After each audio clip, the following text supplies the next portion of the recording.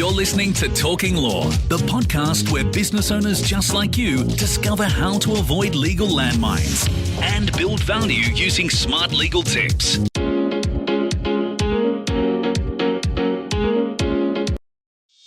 Hi, it's Joanna Oakey here and welcome back to Talking Law, a podcast proudly brought to you by our commercial legal practice, Aspect Legal. Now, today we have back the fabulous Gracie from our trademarks division at Aspect Legal to talk all about a very interesting new developments in the trademarks world. Grace, thank you so much for joining us again.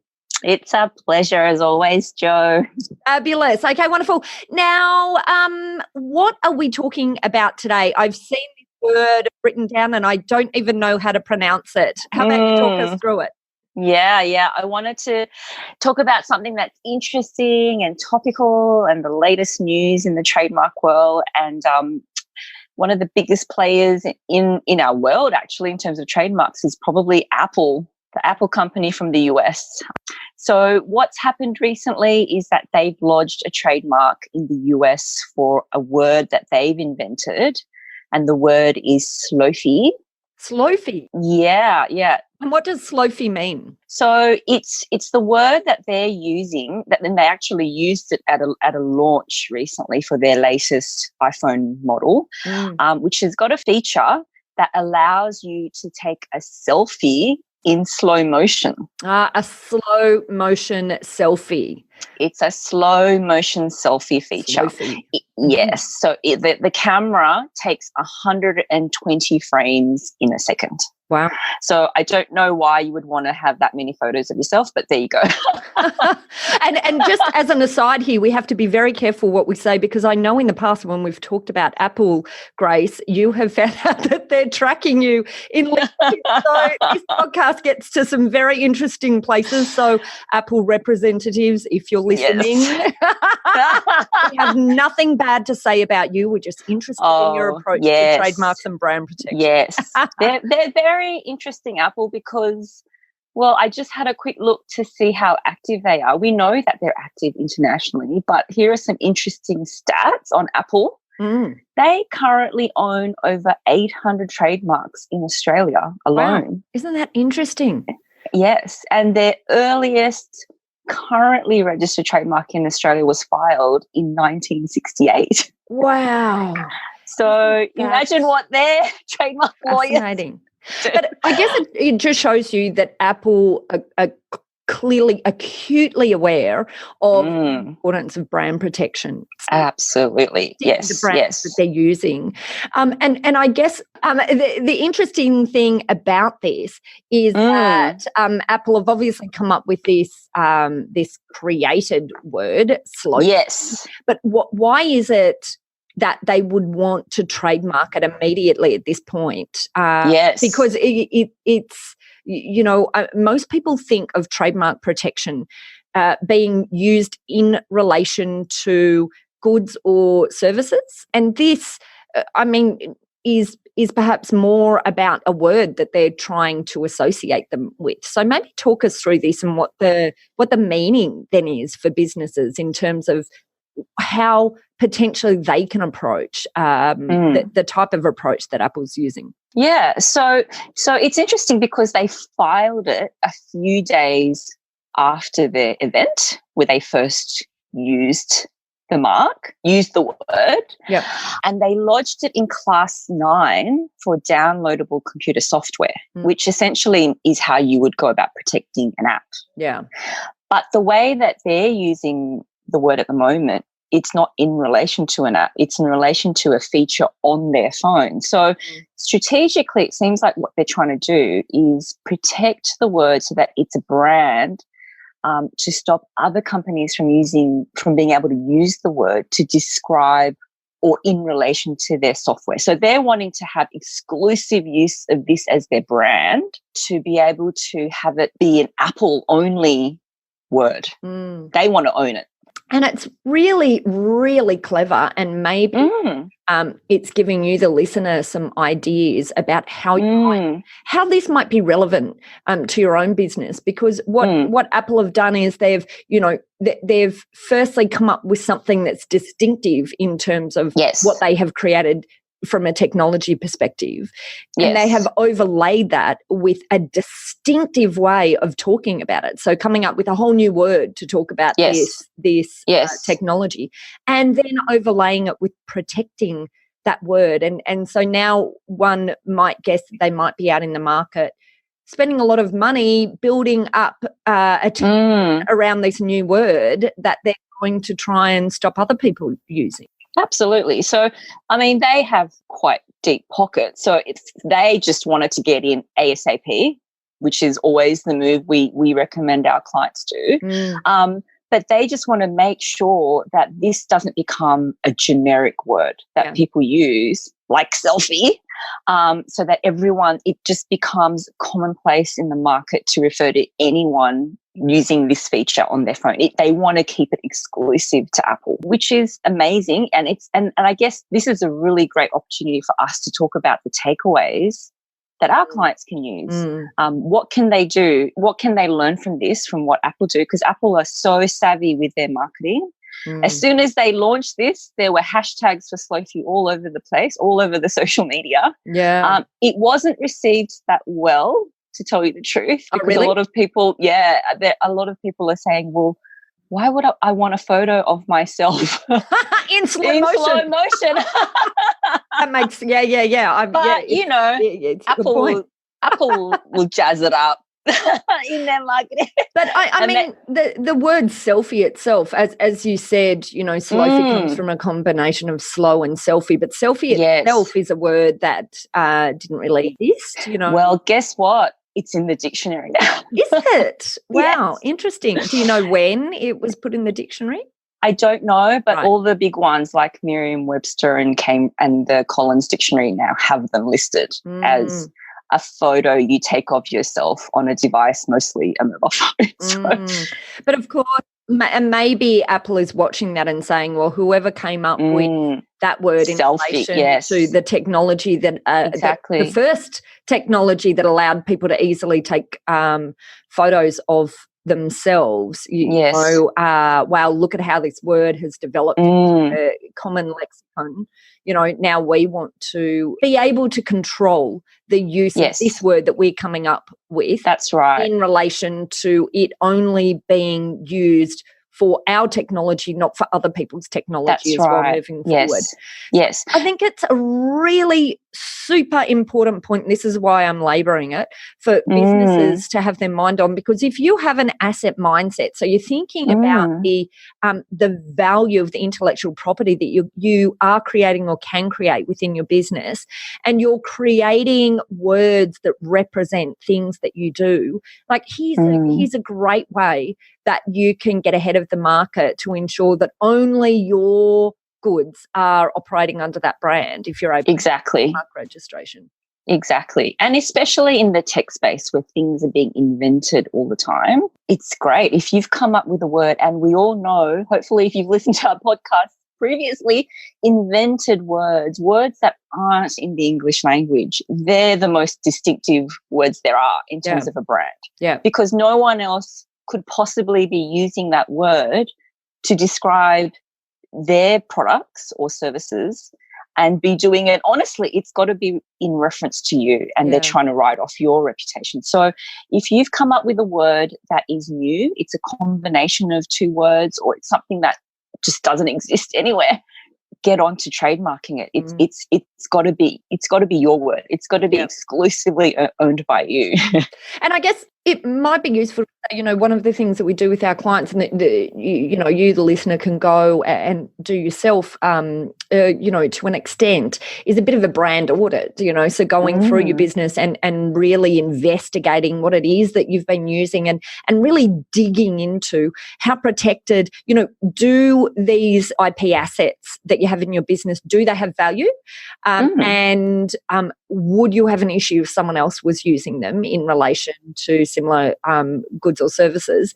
And are they protected, or to what degree are they properly protected? So I guess this is, yes, these are the sorts of things that people can do to go and dig into or audit the value of their own intellectual property and the level of protection. Yes. And if you are at a point in your business where you're coming up with new brands, here's a good tip.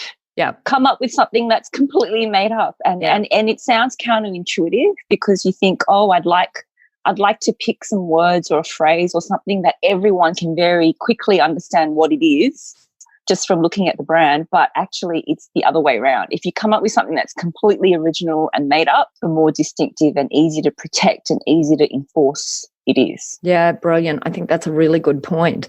Okay, and I guess it's also important to re-emphasize that what Apple will now do after they've got they haven't got the registration yet. It was, as we all know, it's quite a long period of time. Well, yes, maybe our listeners don't. If you don't know, it's quite a long period of time between application to actual registration. But now that they've got the application in for the Slofie wording, the next step is that they'll try to ensure that the word doesn't become generic but operate. That's right. Brand. Yes. Yep. So I guess that step that they've taken of lodging it as a trademark application was the first step. Yes. In trying to ensure everybody knows this is a brand. We're using this as a brand. We're not going to use this as a descriptive term to describe a feature of our phone. Yeah. And so what's the problem with marks becoming too generic then? Yeah. So this is an interesting issue that we've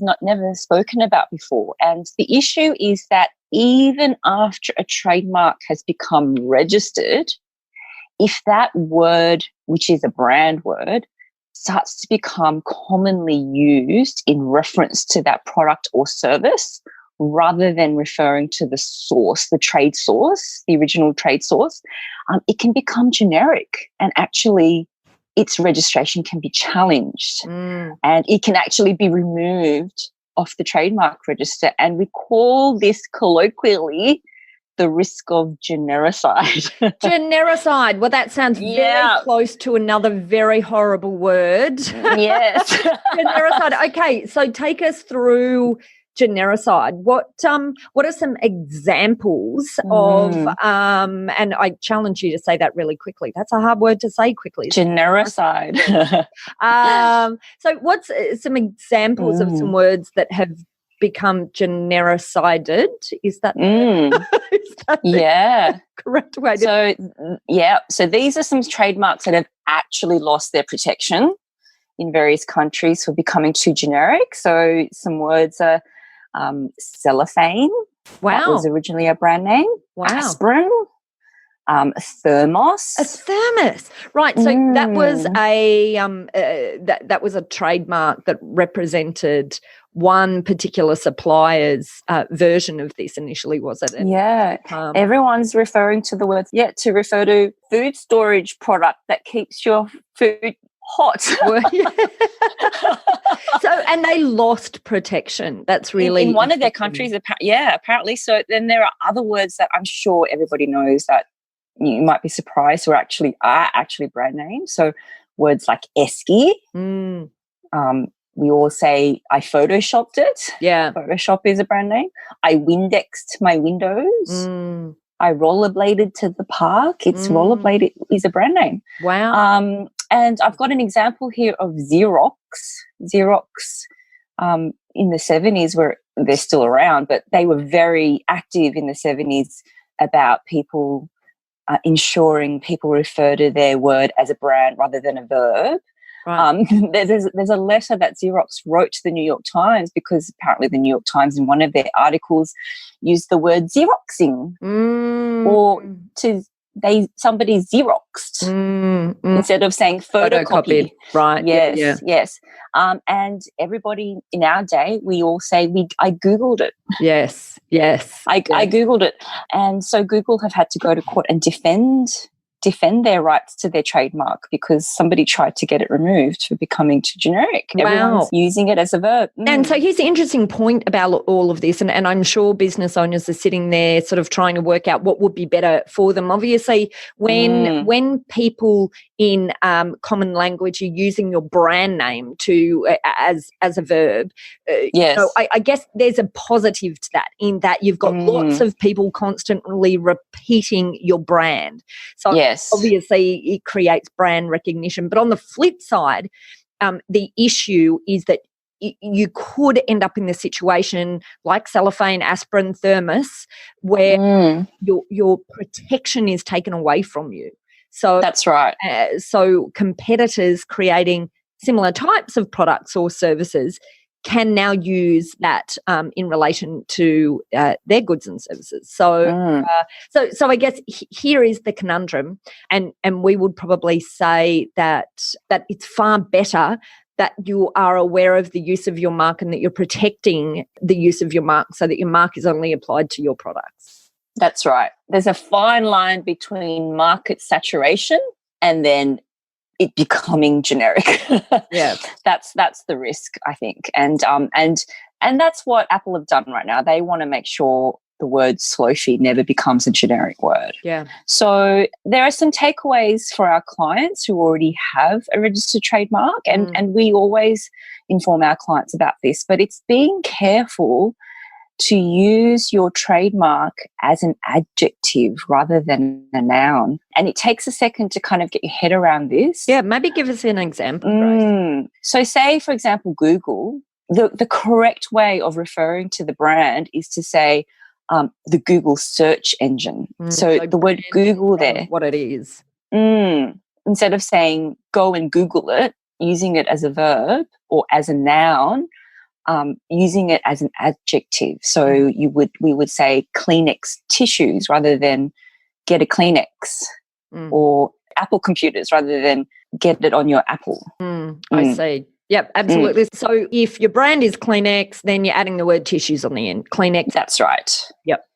That's right. Okay, so what else can our business listeners do to minimise the risk of this genericide? Yeah, it's important the way you use your mark in your campaign. So something you could try is making the word stand out in terms of the font. You could italicize it. You could make it bolder around descriptive words that are being used around it. So, for example, put the word tissues in, put the word Lego blocks, put the word blocks in, but make the brand stand out. Use the R symbol. Use the R symbol if it's a registered mark, or a TM symbol if it's a trademark, and just make sure that you're educating your market in the way that you're using the brand to ensure that everybody is aware it is a brand, not a generic word. Brilliant. Okay, wonderful. Okay, Grace. Well, look, I think that has been a really interesting episode. Certainly, I've learned a lot in relation to Apple's new word, Slofie. I'm sure our audience has too. Just as a quick recap, in this episode, we talked about not just about Apple's brand new word, Slofie, but also about the concept of how if you come up with a new mark, then it's a great idea to get it protected so that you can control the use of that mark. And then I guess, Grace, we also talked about it's not just about protection, it's then also about controlling the use of the word to avoid what sounds absolutely terrible, this area of this impending doom of genericide. Yeah, when your mark becomes so big that everyone just uses it in common day language. And more importantly, I guess you also lose the right to stop people from other competitors from using it in relation to their products as well. Okay, great. Grace, I just want to say a massive thank you for coming on to the show today.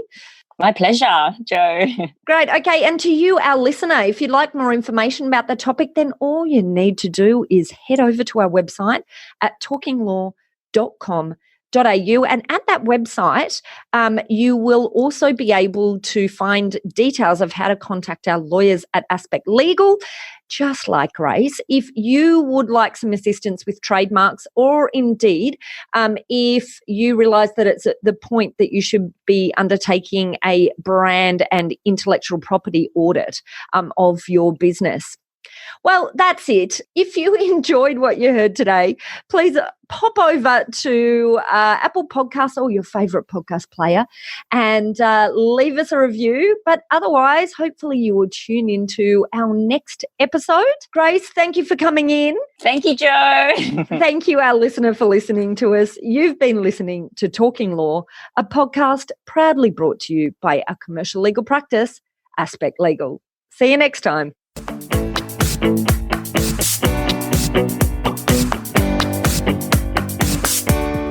Are you looking for a top quality legal team to assist you in your organisation? Aspect Legal is an innovative commercial legal practice that specialises in providing fast and professional services for their clients. If you'd like to chat about how we might be able to assist you, simply head over to our website at aspectlegal.com.au to book in a time for a free discussion with one of our lawyers. Thanks for listening to Talking Law. Tune in next time for more smart legal tips and tricks to keep you clear of those legal landmines. If you want to get a download of today's show notes, head over to talkinglaw.com.au. Are you looking for a top quality legal team to assist you in your organisation? Aspect Legal is an innovative commercial legal practice that specialises in providing fast and professional services for their clients. If you'd like to chat about how we might be able to assist you, simply head over to our website at aspectlegal.com.au to book in a time for a free discussion with one of our lawyers.